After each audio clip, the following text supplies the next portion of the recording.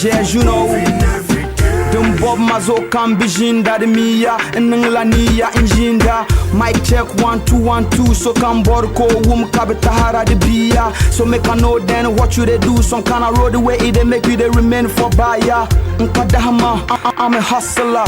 Mbi engine gul kade pamana. Muna mana go they provide ya. You know they mean say I go tend to vinyalala. Malayal mangle. I took her to the penal health center where she told me she had labor pains, but there was no midwife there, so I decided to take her to the Samoa CHPS compound where she delivered safely.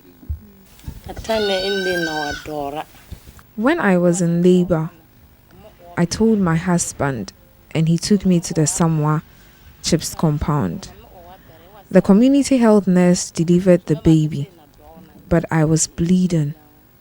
I received 3 injections and the nurse advised me to come back if the bleeding started again.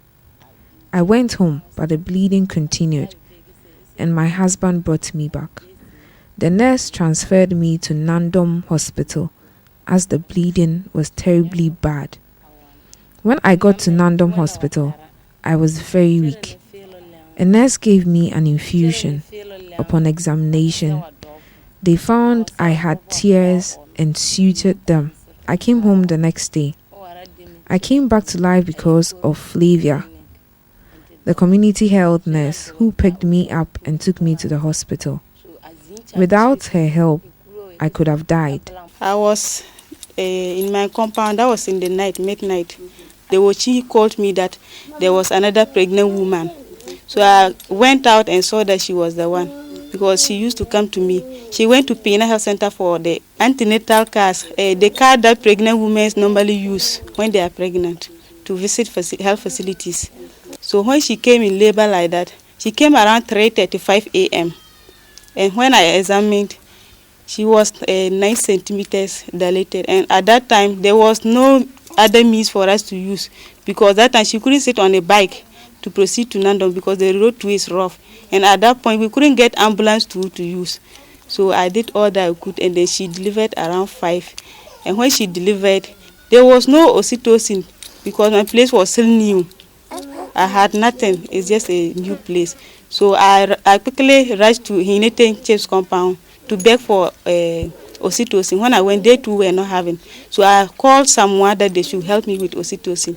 And then their health extension worker picked the oxytocin and brought to me. So that was the point I gave her the oxytocin. But when she delivered to the child too was not well with the child, because the child too was too tired that the breathing was difficult.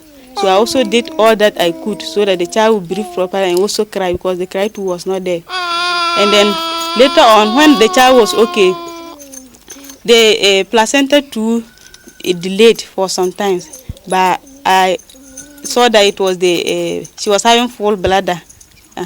So I emptied it. The catheter my in charge gave me, I used that one to empty the bladder, and then the placenta also came out. And then that was the time that she was not having the bleeding. So I was now running up and down looking for the oxytocin. So after which I detained her for some few minutes, because it's a CHPS compound. We don't have we don't have bed, we have nothing. We always use some waterproof to spread on the floor and they will deliver. So that was what we did.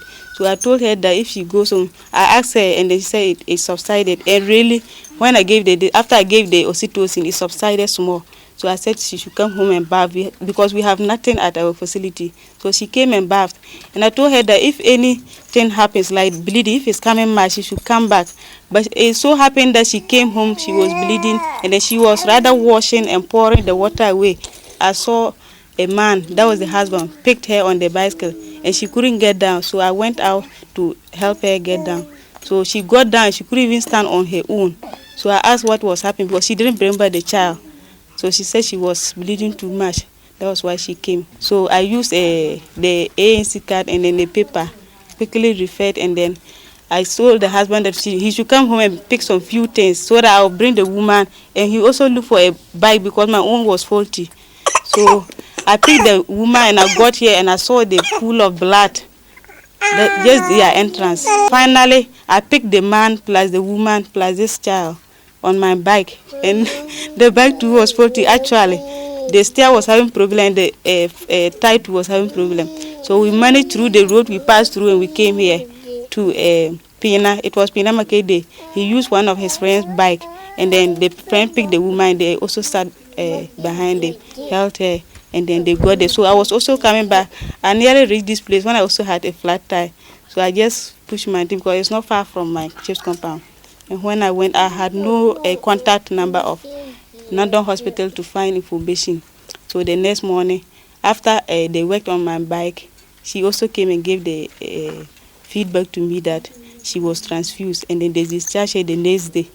I want to tell my fellow women that anytime they are pregnant, they should try and visit the health center.